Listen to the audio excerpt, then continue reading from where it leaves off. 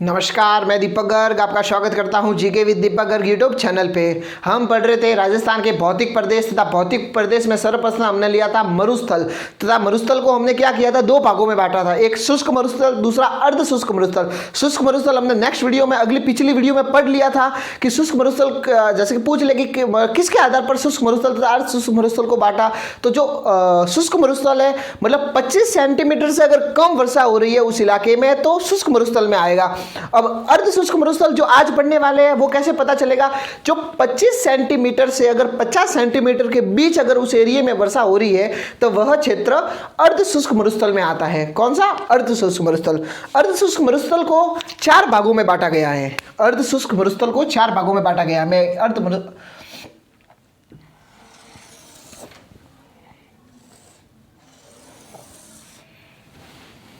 ये पहला, दूसरा, तीसरा या चौथा। जो पहला है वह है घग्गर का मैदान।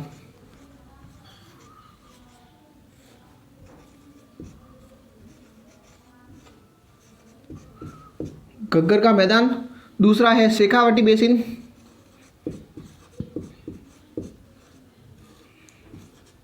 शेखावटी बेसिन। ये अर्ध शुष्क मरुस्थल हम पढ़ रहे हैं, ठीक है। क्या पढ़ रहे हैं? अर्ध शुष्क मरुस्थल। उसमें अर्ध शुष्क मरुस्थल के 4 भाग है। पहला घग्गर का मैदान या घग्गर का बेसिन, दूसरा शेखावटी बेसिन, तीसरा है नागौरी उच्च भूमि। नागौरी उच्च भूमि। फिर चौथा है पहला घग्गर मैदान, दूसरा शेखावटी बेसिन, तीसरा नागौरी उच्च भूमि, चौथा है लूणी बेसिन।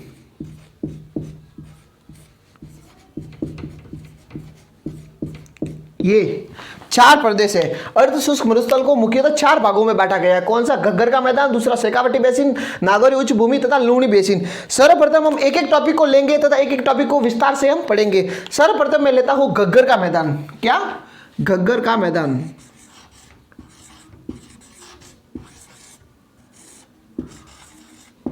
घग्गर का मैदान कह लो या फिर घग्गर बेसिन कह लो, ठीक है।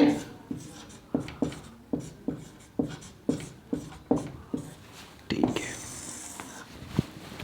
घग्गर बेसिन। इसे योद्य प्रदेश भी कहते हैं क्योंकि यहां पहले क्या एक योद्य जाति थी। कौन सी? योद्य जाति। सर्वप्रथम यहां क्या थी? योद्य जाति रहती थी, इस कारण इसे योद्य प्रदेश भी कहते हैं। क्या कहते हैं? योद्य प्रदेश, ठीक है। घग्गर बेसिन है, जो घग्गर का मैदान है, इसमें राजस्थान के 2 जिले आते हैं। राजस्थान के 2 जिले आते हैं। कौन कौन से आते हैं? पहला है हनुमानगढ़,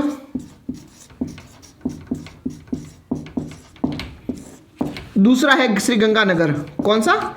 श्री गंगानगर। पहला हनुमानगढ़, दूसरा श्री गंगानगर, ठीक है। घग्गर का मैदान है या घग्गर बेसिन है, इसे हरित घाटी भी कहते हैं। क्या कहते हैं? हरित घाटी।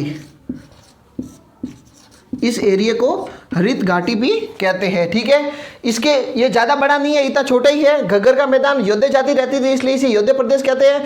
राजस्थान के 2 जिलों में है, हनुमानगढ़, श्री गंगानगर, तथा इसे हरित घाटी भी कहते हैं।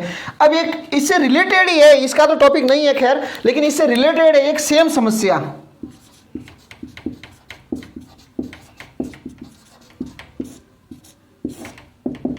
सेम समस्या, क्योंकि सेम समस्या इससे रिलेटेड क्यों है कि सबसे ज्यादा जो सेम समस्या उत्पन्न होती है राजस्थान में वह हनुमानगढ़ तथा गंगानगर में होती है। क्योंकि यहाँ पहले तो ये बता दूं, कुछ लोगों को ये भी पता नहीं होगा कि सेम समस्या कैसे कहते हैं। सेम समस्या का मतलब जो इस एरिया में हनुमानगढ़, गंगानगर तो थोड़ा बहुत बीकानेर भी आता है, तो उस एरिया में इंदिरा गांधी नहर परियोजना चल रही है। कौन सी? इंदिरा गांधी नहर परियोजना चल रही है। तो उसका क्या है, जो जल रिसाव हो रहा है, जल खेतों में फालतू बह रहा है, ऐसे मतलब जरूरत नहीं है फिर भी बह रहा है, तो क्या है, तो भूमि ऑब्वियसली दलदली होगी। तो भूमि जहां दलदली हो गई है इस इलाके में, तो भूमि जहां दलदली होती है वहां पर क्या है, कभी कभी केशिका कर्षण क्रिया हो जाती है। कौन सी? केशिका कर्षण क्रिया। अब आप पूछ रहे होंगे कि इसका मतलब क्या है केशिका कर्षण, मैं आपको बताता हूं। केशिका कर्षण क्रिया। केशिकाकर्षण क्रिया, केशिकाकर्षण क्रिया का मतलब, ये केशिकाकर्षण क्रिया में क्या होता है, जो दलदली भूमि होती है वह तो चली जाती है नीचे, तो नीचे जो मिट्टी में जो लवण होता है वो आ जाता है ऊपर, मतलब मिट्टी का अपरदन हो जाता है, समझे आप, मिट्टी का अपरदन हो जाता है, जो भूमि के अंदर जो लवण भाग होता है वह तो ऊपर आ जाता है तथा जो दलदली भूमि नीचे चली जाती है। आप सोच रहे होंगे कि यहाँ पर खराब कैसे हुई मिट्टी, जब ऊपर लवण आ गया है तो वहां पर खेती नहीं हो सकती है, ऊपर जब लवण आ जाता है तो वह मिट्टी खराब हो जाती है, वहां खेती नहीं की जा सकती है। जो केशिकाकर्षण द्वारा जो लवण ऊपर आ जाता है तथा दलदली भूमि नीचे चली जाती है, इसे कहते हैं कि सेम समस्या। इसके सेम समस्या के निवारण के लिए एक पौधा रोपा जाता है, कौन सा, जिसे सामान्य भाषा में तो बोलते हैं यूकेलिप्टिस, यूकेलिप्टिस तथा इसे सफेदा भी कहते हैं। क्या कहते हैं, सफेदा। इस सेम समस्या के निवारण हेतु यूकेलिप्टिस नामक सफेदा का पौधा रोपण किया जाने लगा, लेकिन ये बीमारी तो कम हो रही थी, सेम समस्या कम हो रहा था, लेकिन इससे क्या हुआ, पर्यावरण प्रदूषण होने लगा, इससे पर्यावरण प्रदूषित होने लगा। तो फिर पर्यावरण अगर प्रदूषित हो रहा है तो ये भी किस काम का, मतलब ये तो एक बीमारी गई तो दूसरी बीमारी आ रही है, तो इससे निवारण के लिए फिर सेम समस्या का फिर प्राकृतिक उपचार निकाला। तो प्राकृतिक उपचार है ना, वो कौन सा है मैं आपको बताता हूं, वह भी पौधा ही है, प्राकृतिक उपचार। तो अगर पूछ ले कोई सेम समस्या का प्राकृतिक उपचार क्या है, तो ये जिप्सम, ठीक है। तो जिप्सम की खेती होती है या जिप्सम का पौधा रोपते हैं, जो भी है, ठीक है। क्यों कि सेम समस्या है, जिससे मिट्टी दलदली हो गई है, जिससे फिर केशिकाकर्षण द्वारा लवण ऊपर आ गया है, तो उसको ही सेम समस्या कहते हैं। उसके निवारण के लिए यूकेलिप्टिस सफेदा नामक पौधा लगाया गया, पर उसे क्या हुआ, पर्यावरण प्रदूषित होने लगा। फिर इसका प्राकृतिक जो उपचार निकाला है, जो प्राकृतिक प्रयोग है, जो प्राकृतिक उपचार है, वह है जिप्सम। कई बार प्रश्न आ चुका है कि सेम समस्या का प्राकृतिक उपचार क्या है, तो सेम समस्या का जो प्राकृतिक उपचार है वह है जिप्सम। कौन सा है, जिप्सम। तथा जो कृत्रिम उपचार है वह है यूकेलिप्टिस, जिसे सफेदा भी कहते हैं। और कौन सी क्रिया द्वारा सेम समस्या उत्पन्न होती है, केशिकाकर्षण द्वारा। कौन सी, केशिकाकर्षण द्वारा, ठीक है। अभी हम पढ़ेंगे शेखावटी बेसिन। ये घग्गर का बेसिन था, इसमें आपको लिखने की जरूरत नहीं है, अगर आप लिखते हो तो बहुत अच्छी बात है, अगर नहीं लिखते हो तो इस वीडियो के डिस्क्रिप्शन लिस्ट में एक लिंक होगी, उससे मेरे ये जो भी हस्तलिखित नोट्स है आपको बिल्कुल मुफ्त में मिल जाएंगे, आपको लिखने की भी जरूरत नहीं है। अभी हमने क्या पढ़ा, घग्गर का मैदान। अब हम पढ़ेंगे शेखावटी बेसिन। क्या पढ़ेंगे, शेखावटी बेसिन।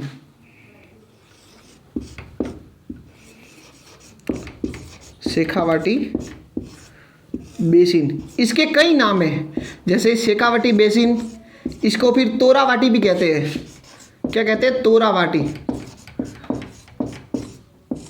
इसे बांगड़ प्रदेश भी कहते हैं, बांगड़ प्रदेश, या फिर आंतरिक प्रवाह क्षेत्र भी कहते हैं। इसके कई नाम है, ये नाम क्यों पड़े वो भी मैं आपको बताऊंगा। आंतरिक प्रवाह क्षेत्र, ठीक है।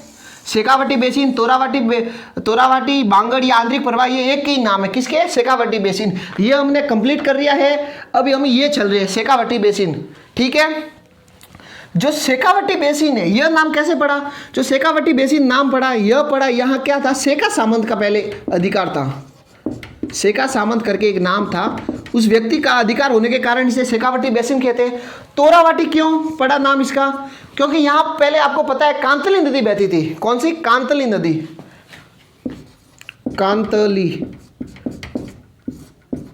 कांतली नदी बहती थी। तो वहां क्या था, जो कांतली नदी का बेसिन था ना, वहां पे सब जगह एक तंवर राजवंश का अधिकार था।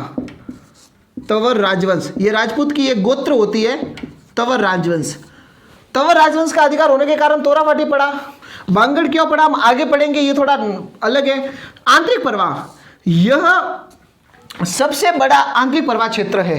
ये जो शेखावटी बेसिन है, ये सबसे बड़ा है, ये सबसे बड़ा आंतरिक प्रवाह क्षेत्र।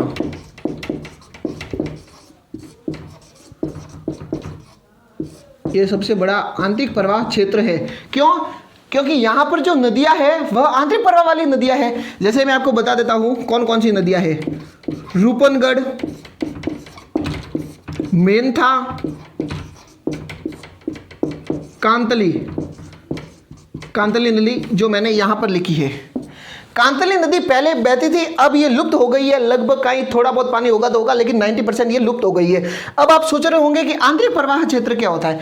आंतरिक प्रवाह क्षेत्र का मतलब ये नदियों से रिलेटेड है। जब नदी पढ़ेंगे आपको मैं विस्तार से पढ़ाऊंगा, यहाँ थोड़ा बहुत बता देता हूँ। आंतरिक प्रवाह क्षेत्र का मतलब जहाँ नदी बह रही है वह उस नदी का पानी किसी समुद्र में ना गिरे, उस जब जहाँ से बह रही है, जैसे कि अगर यहाँ से बह रही है तो यहाँ अगर समुद्र है तो यहाँ तक ना आए, यह बीच में ही अपने प्रवाह क्षेत्र में ही रुक जाए, पानी वहाँ लुप्त हो जाए, पानी मतलब वहां आके ठहर जाए, उससे आगे ना जाए, अपने प्रवाह क्षेत्र में कहीं रुक जाती है तथा समुद्र में पानी नहीं जाता है, उस नदी को कहते हैं सबसे बड़ा मतलब आंतरिक प्रवाह क्षेत्र। ठीक है, ये तो हो गया। अब जो शेखावटी बेसिन में जो राजस्थान के जिले आते हैं वे आते हैं 4, मतलब ऐसे अगर देखें तो 4 आते हैं, लेकिन जो पूरे जिले हैं वो 3 आते हैं। जैसे कि मैं बता दूं 4 कौन कौन से। पहला है चूरू, दूसरा है झुंझुनू, तीसरा है सीकर, फिर है उत्तरी नागौर।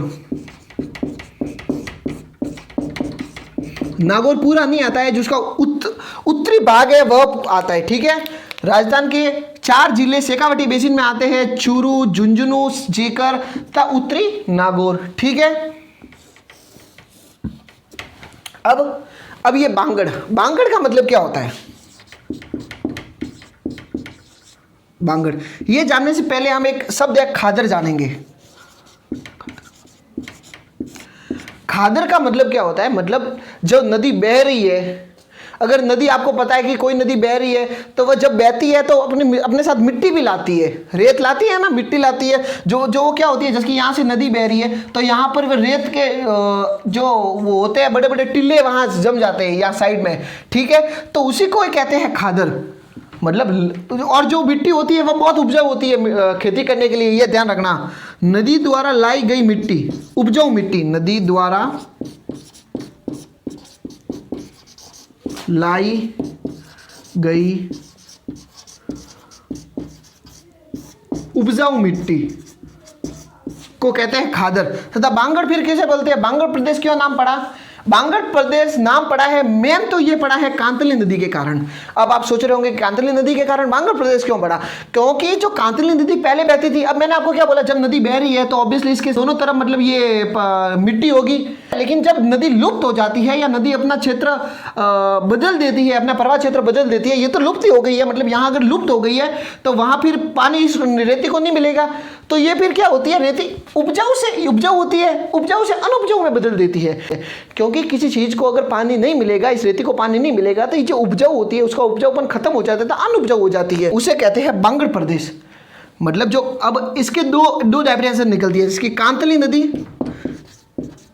कांतली नदी द्वारा लाया गया जलोढ़ मैदान, लाया गया जलोढ़ मैदान,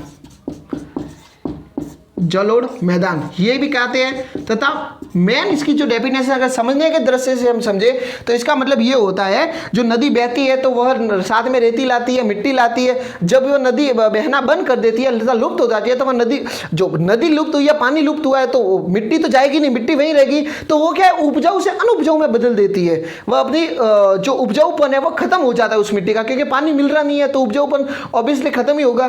तो अगर जो मिट्टी उपजाऊ से अनुपजाऊ में बदल जाती है उसे बांगड़ क्षेत्र कहते हैं, उस बांगड़ मिट्टी या बांगड़ क्षेत्र कहते हैं, तो इसलिए इसे बांगड़ प्रदेश भी कहते हैं। ठीक है, ये तो हो गए खादर तथा बांगड़ की बात। एक यहां शब्द आता है जौहड़, आपने जौहड़ का नाम शायद सुना होगा,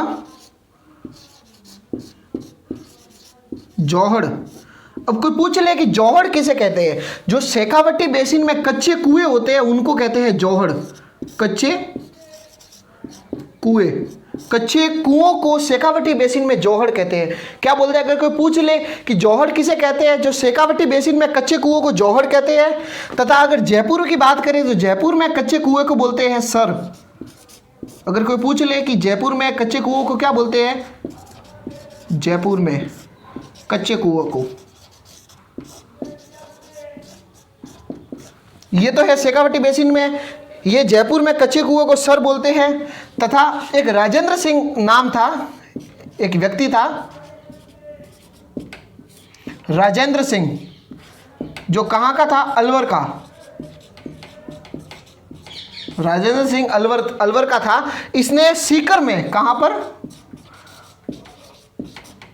सीकर में जौहर संरक्षण कार्यक्रम स्थापित किया था। क्या? जौहर संरक्षण कार्यक्रम इसने चालू किया था। राजेंद्र सिंह अलवर का था, इसने सीकर में जौहर संरक्षण कार्यक्रम चालू किया था। मतलब जहां पर कच्चे कुएं हैं उनको संरक्षण करना इसने किया था। अगर कोई पूछ ले कि शेखावाटी बेसिन में कच्चे कुएं को या जौहर को संरक्षण करने का कार्य किसने चालू किया था, तो राजेंद्र सिंह अलवर ने। कहां पर किया था? सीकर में। राजेंद्र सिंह कहां का था? जो क्या अलवर का। ठीक है, ये तो हो गई सामान्य सी बात। अब एक जो मेन बात है इस शेखावाटी बेसिन से रिलेटेड है, अगर पूछ ले कोई, यहां पर बता देता हूं मैं आपको। यहां पर शेखावाटी की 5 बड़ी जागीर है। कौन सी? शेखावाटी की 5 बड़ी जागीर। आप नाम याद रखना, बहुत इंपॉर्टेंट है। 5 बड़ी जागीर किसकी? शेखावाटी की। ये प्रश्न आ गया है इसलिए मैं आपको बता रहा हूं। पहली है मालासर, दूसरी है मुंडावा, तीसरी है डुंडलोद,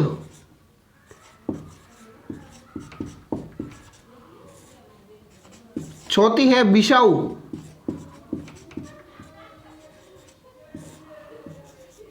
पांचवी है नवलगढ़। अगर कोई पूछ ले कि शेखावाटी बेसिन की 5 बड़ी जागीर कौन कौन सी है, तो ये है। इनको 5 जागीरों को एक पर्सनल नाम दिया गया है, जो नाम है पंचपोण।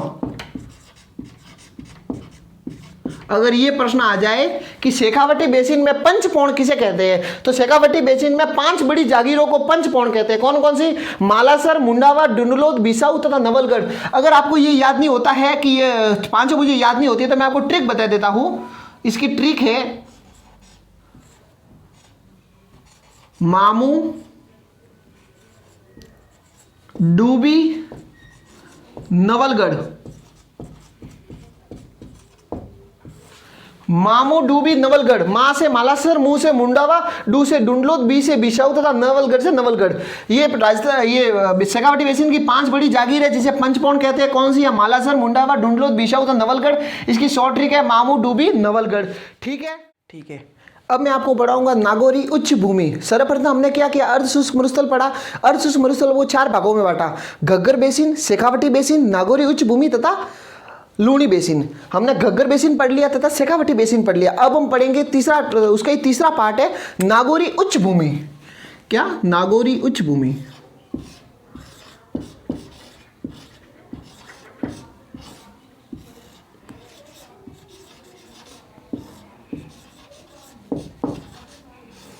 नागौरी उच्च भूमि। इस नागौरी उच्च भूमि में राजस्थान के 2 जिले आते हैं। कौन कौन से? बीकानेर तथा नागौर। ऑब्वियसली इस नागौरी उच्च भूमि में 2 जिले आते हैं, बीकानेर तथा नागौर। अब आप सोच रहे होंगे कि नागौरी उच्च भूमि का नाम नागौरी उच्च भूमि क्यों रखा या क्यों पड़ा? इसलिए पड़ा क्योंकि यहाँ की जो भूमि है, सामान्यतः जो हमारी भूमि है उससे 300 से 500 मीटर ऊंची उठी हुई है। 300 से 500 मीटर ऊंची उठी हुई है। जैसे कि हमारी भूमि मान्यतः यहाँ पे है, तो इनकी यहाँ पे थोड़ी 300 से 500 मीटर ऊपर की तरफ है। ठीक है। और मैंने आपको एक बात, हाँ, मैंने आपको शुरुआत में पढ़ाया था भौतिक प्रदेश। मैंने सर्वप्रथम क्या कहा था कि 4 है राजस्थान के: मरुस्थल जो 33 सागर का अवशेष है, फिर अरावली जो गोंडवाना लैंड के अवशेष है, फिर मैंने पढ़ा मैदान जो 33 सागर का अवशेष है, तथा पठार जो गोंडवाना लैंड का अवशेष है। मैंने यह कहा था और क्या कहा था कि मरुस्थल 33 सागर का अवशेष है। लेकिन अगर ये पूछ ले कि मरुस्थल किसका अवशेष है, तब तो 33 सागर है। लेकिन सिर्फ यही पूछ ले कि नागौरी उच्च भूमि किसका अवशेष है, तब आप 33 सागर नहीं करोगे। और हालांकि ये प्रश्न भी नहीं आएगा, लेकिन आप ये याद रखना, याद रखने के लिए मैं आपको बता रहा हूं, ये 33 सागर का अवशेष नहीं है और ये आपको कहीं भी यूट्यूब पर नहीं मिलेगा। और क्यों नहीं है मैं अभी आपको बताता हूं। यहां का जो पानी है तथा ऑब्वियसली अगर 33 सागर का अवशेष होता तो यहां का नमक है, क्योंकि सागर में नमक होता है, लेकिन यहां के नमक में क्या है मैं आपको बताता हूं। यहां का नमक कैसा है? यहां का नमक सामान्य नमक नहीं है। इस नमक में माइकासिस्ट चट्टान के अवशेष है। किसके? माइकासिस्ट, माइकासिस चट्टान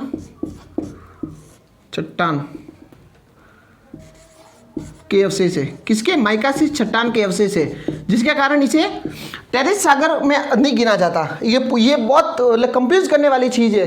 मतलब ऐसे तो नहीं पूछ लेते, लेकिन अगर इंटरव्यू में वगैरह पूछ लेते कि सब कहते हैं मरुस्थल टेथिस सागर का अवशेष है, तो आप ये बताइए कि नागौरी उच्च भूमि जो उसका मरुस्थल में ही आता है, तो क्या वह भी टेथिस सागर का अवशेष है? तब नहीं, क्योंकि यहाँ का नमक में माइकासिस चट्टान के अवशेष मिले, इस कारण ये नागौरी उच्च भूमि टेथिस सागर का अवशेष नहीं है। फिर यहाँ एक नाम आता है, आपने सुना होगा, कुबड़ पट्टी। कुबड़ पट्टी, जिसे बांका पट्टी भी कहते हैं।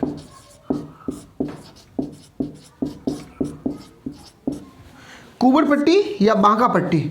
अब सोच रहे होंगे कुबड़ पट्टी या बांका पट्टी क्या है? यह है नागौर से अजमेर तक है, नागौर से अजमेर तक है। यह कुबड़ पट्टी कहां से कहां तक है? नागौर से अजमेर तक। अब आप सोच रहे होंगे कुबड़ पट्टी का मतलब क्या हुआ, बांका पट्टी का मतलब क्या हुआ? ये दोनों एक ही है। कुबड़ पट्टी का मतलब नागौर से अजमेर तक जो लोग रह रहे हैं उनमें कुबापन है, वो झुके हुए आगे की तरफ, ऐसे मतलब थोड़ा आगे की तरफ झुके हुए, क्योंकि वहां का जो पानी है उसमें नमक की मात्रा ज़्यादा है। उसके वहाँ का जो पानी है वहाँ पर फ्लोराइड ज़्यादा है, पानी में फ्लोराइड ज़्यादा है, नमक ज़्यादा है, फ्लोराइड ज़्यादा है। इस कारण वहां के सभी लोगों में आप कोई भी लोग, एक किसी भी बच्चे को या किसी भी बूढ़ी औरत को उठा लो या उसके चेक करवा लो, मतलब उठाने का मतलब आप चेक करवा लो, वहां उस व्यक्ति में आपको फ्लोरोसिस बीमारी मिलेगी। कौन सी? फ्लोरोसिस। ये बीमारी कौन सी? फ्लोरोसिस बीमारी। और फ्लोरोसिस बीमारी कब होती है? ये ज़्यादा नमक अगर हम सेवन करते हैं तब ये फ्लोरोसिस बीमारी पाई जाती है। इससे क्या होता है कि जब हम ज़्यादा नमक खाते हैं, ये बीमारी हो जाती है, तब हमारा अंदर का शरीर पूरा गल जाता है। नमक हमारे सेहत के लिए बहुत हानिकारक है। आपको न्यूनतम से न्यूनतम आपको नमक खाना चाहिए। और कुछ लोग तो कैसे होते हैं, जैसे कि हम नमक सब्जी में तो डालते ही है, बाय चांस अगर कम भी हो जाए 1% तो लोग ऊपर से डाल देते हैं। वो नमक जो सब्जी में है वो तो खैर ठीक है, एक मान लेते हैं कि ठीक है सदी के लिए, लेकिन जो ऊपर से डाला गया नमक वो जहर है। ऊपर से डालकर तो आपको खाना ही नहीं चाहिए। नमक शरीर के लिए सबसे नुकसानदायक है, ये ध्यान रखना। इससे आदमी की उम्र कम होती है। नमक ज़्यादा खाने से आदमी बूढ़ा जल्दी होता है, ये ध्यान रखना, ठीक है। अब से आप नमक कम ही खाना, क्योंकि आपको फिर फ्लोरोसिस बीमारी हो जाएगी, फिर आपको भी नागौर से अजमेर के बीच लोगों में फिर गिना जाएगा, ठीक है। ये फ्लोरोसिस बीमारी हो जाती है, क्यों होती है?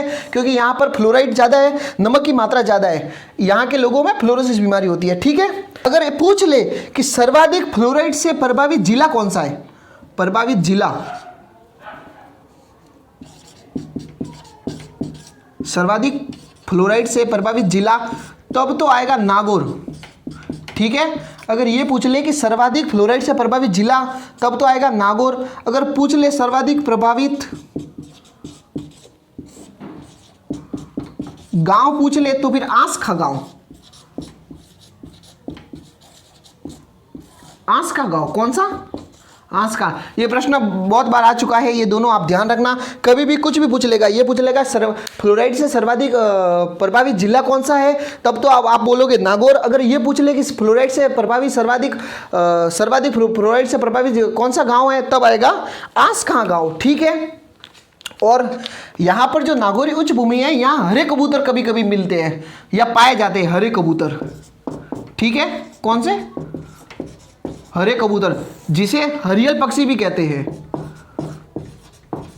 हरियल पक्षी, ये वही हरियल पक्षी है जो जमीन पर कभी पाँव नहीं रखते हैं। ये बात ध्यान रखना, ये जमीन पर कभी पाँव नहीं रखेंगे, ये ऊपर ही रहते हैं, ठीक है। और यहाँ एक शब्द आता है एक और, हाड़पन।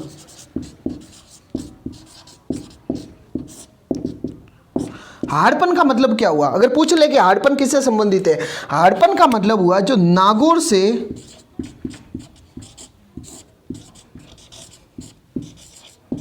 बीकानेर तक, नागौर से बीकानेर तक जो जिप्सम का जमाव क्षेत्र है, वही जिप्सम जो किसके लिए प्रयुक्त होता है? सेम समस्या के लिए। जो जिप्सम हाड़पन किसे कहते हैं? नागौर से बीकानेर तक भूमिगत जिप्सम का जमाव क्षेत्र है, उसे हाड़पन बोलते हैं। अगर के पूछ ले कि हाड़पन किसे, अब मैं आपको बढ़ाऊंगा लूणी बेसिन। क्या? लूणी बेसिन।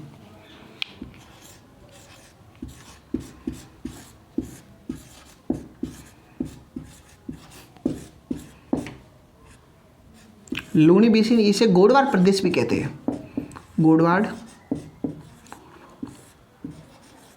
प्रदेश। ठीक है, एक बार प्रश्न आया था कि गोडवाड़ प्रदेश की सबसे पूर्वी अंतिम सीमा कौन सी है। प्रश्न आया था कि गोडवाड़ प्रदेश की पूर्वी अंतिम सीमा, तो मैं आपको बता दूं जो गोडवाड़ प्रदेश की पूर्वी अंतिम सीमा है, कौन सी पूर्वी अंतिम सीमा, पूर्वी अंतिम सीमा वह है काला भैरा डूंगरी।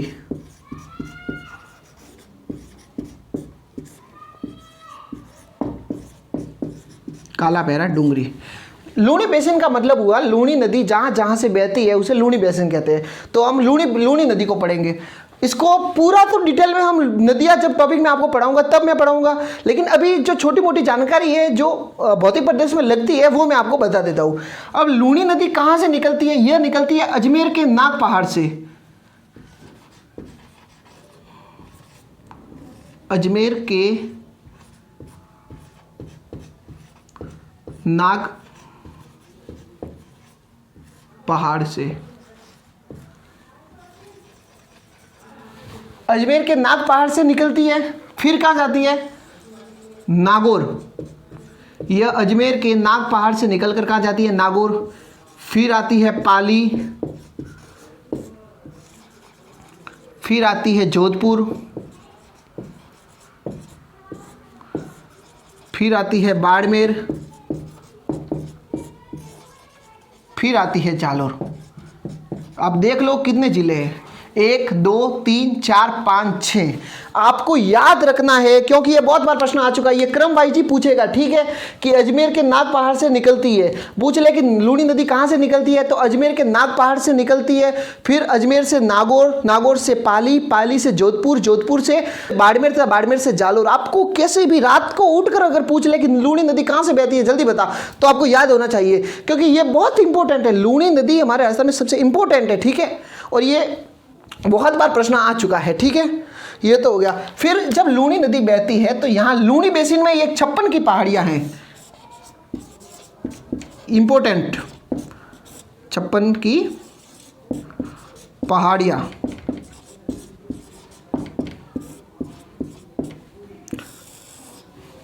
छप्पन की पहाड़ियां। अब कोई पूछेगा कि 56 की पहाड़ियां कहां से कहां तक है, तो यह है बालोतरा से सिवाना के बीच है। कहां से कहां तक है? ये बालोतरा से सिवाना के बीच है तथा ये लूनी बेसिन में ही है 56 की पहाड़ियां। ठीक है,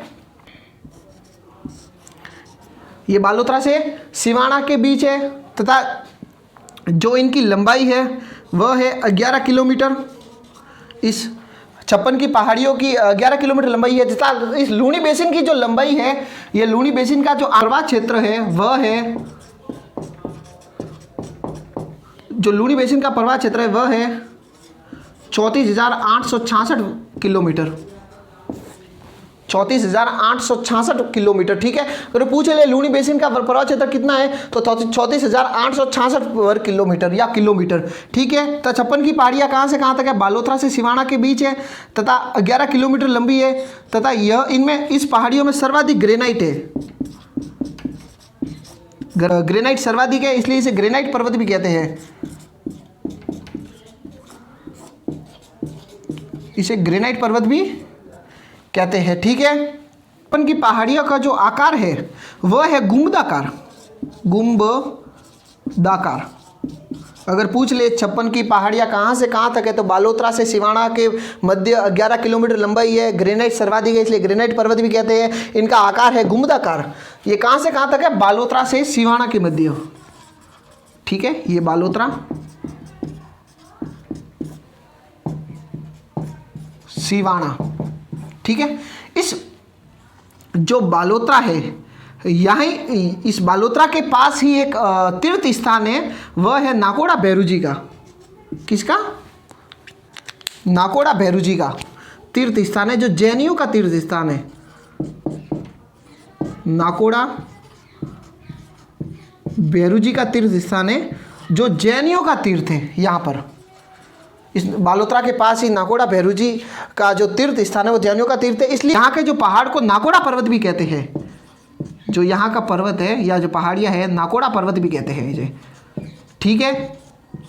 फिर यहाँ एक 56 की पहाड़ियों में ही है एक पिपलुद गांव है। पिपलुद गांव जो कहाँ आया हुआ है, हल्देश्वर पहाड़ी पर।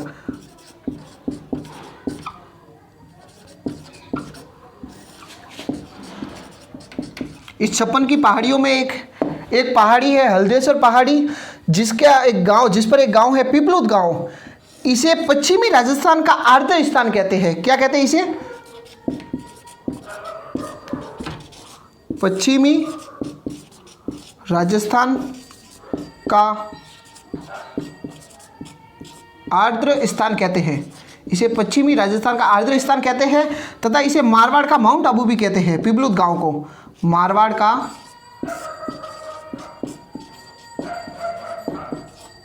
माउंट आबू। अगर पूछ ले कि पश्चिमी राजस्थान का आर्द्र स्थान किसे कहते हैं, तो 56 की पहाड़ियों में एक पहाड़ी है हल्देश्वर पहाड़ी, उसका गांव है पिपलुद गांव। कौन सा? पिपलुद गांव। इसे पश्चिमी राजस्थान का आर्द्र स्थान कहते हैं तथा उसको ही मारवाड़ का माउंट आबू कहते हैं। पूछ ले कि मारवाड़ का माउंट आबू कहाँ आया हुआ है, तो 56 की पहाड़ियों में है, पिपलुद गाँव है हल्देश्वर पहाड़ी पर, ठीक है। ये तो हो गई 56 की पहाड़ियों की बात। किसकी? 56 की पहाड़ियों की बात। ये जो एक है सांचौर बेसिन, आपने नाम सुना होगा, लूनी बेसिन से रिलेटेड तो नहीं है लेकिन मैं ऐसे ही बता रहा हूं। सांचौर बेसिन, सांचौर बेसिन है वो 5 नदियों के संगम पर है। वहां जो वो बेसिन है 5 नदियों से निर्मित है। सांचौर बेसिन 5 नदियों से निर्मित है, इसलिए इसे राजस्थान का पंजाब भी कहते हैं। सांचौर बेसिन को राजस्थान का पंजाब। अगर पूछ ले कि राजस्थान का पंजाब किसे कहते हैं, तो सांचौर बेसिन को, क्योंकि यहाँ पर 5 नदियों की बेसिन है, ठीक है। सांचौर बेसिन राजस्थान का पंजाब कहते हैं इसे, ठीक है। इससे एक रिलेटेड है जालोर। जालोर कौन सा? जालोर। जालोर में जसवंतपुरा की पहाड़ियाँ है। कौन सी? जसवंतपुरा की पहाड़ियाँ। जसवंतपुरा की पहाड़ियाँ, जसवंतपुरा की पहाड़ियाँ है।